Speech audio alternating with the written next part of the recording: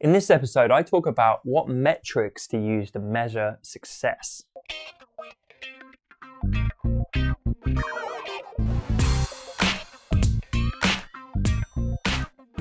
Welcome to episode 228 of The Honest Entrepreneur Show, where I help creatives like you to master your marketing.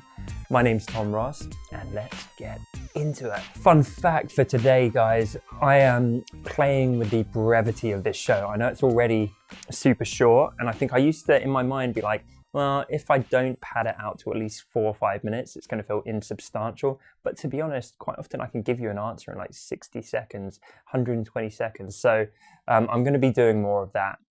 Without further ado, let's jump right in. This question is from Bautista. What type of metrics would you use to measure how your design or marketing skills made an impact in your client's business? Hey, Bautista.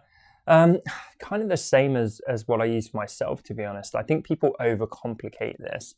So generally revenue and profit, you have to hold those up. I think this gets away from the vanity metrics, right? What are the things which you can control very easily and fake? Is stuff like likes and followers and traffic and all of that crap. That's what most people fixate on, right? They're the big sexy numbers. So I really don't care about them. Like impressions, there's entire industries which just fake this shit so much. It's like they blow up these numbers and I have people trying to land me for partnerships and stuff all the time. It's like, oh, we drive 27 million impressions. It's like, yeah, but I know that will convert nothing. Like it's just a meaningless number that you're throwing at me. So that's what I don't do.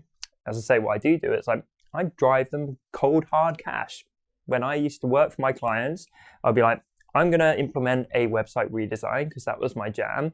And overnight, when they implemented it, they would get 50 to 100% more dollars coming into their bank account. Literally, there were people who were making 10 grand a month, boom, 15. Like that's tangible. And when you do that and you can repeat that process, that becomes a very compelling value proposition. So I realize not everyone is going to have like a dollar value they can accurately measure in the same way as like website conversions. It might be more of a brand image or something like that. And it might not be so overnight as something like a website with a steady stream of e-commerce channeling through it.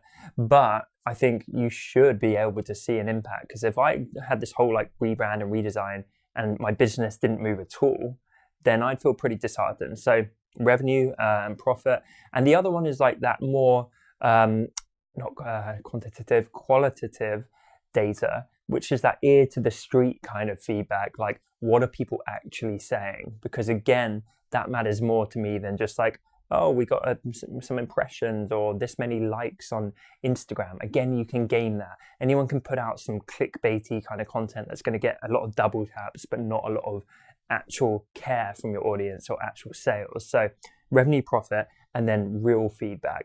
I'm not talking like nice post and you're like, wow, I got 2,000 comments for that client. It's more when people are really engaging and you can pull those out as testimonials that something worked, where people start connecting with the brand on a deeper level. They start telling you their life story. They start mirroring back your brand values that before were muddy and clouded, but now your audience get it. And you're seeing that in the emails and messages you receive on a daily basis. That's the stuff that works a treat. And that is the stuff which I've achieved with my personal brand and also with my company. We get that feedback where it's like the stuff we whiteboarded up and strategized and put into our brand. When your customers are telling you nearly word for word what you actually intended back to you, then it's like, okay, this is hitting home the way it should. So I realize I've kind of ranted a bit in this episode. That is my answer, those things. Question of the day, what metrics are you currently chasing? Let me know in the comments.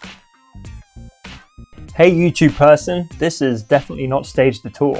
But if you enjoyed this video, I would love it if you subscribe to my channel for more goodness like this. And if you did like this video, I hope that you enjoyed these ones too.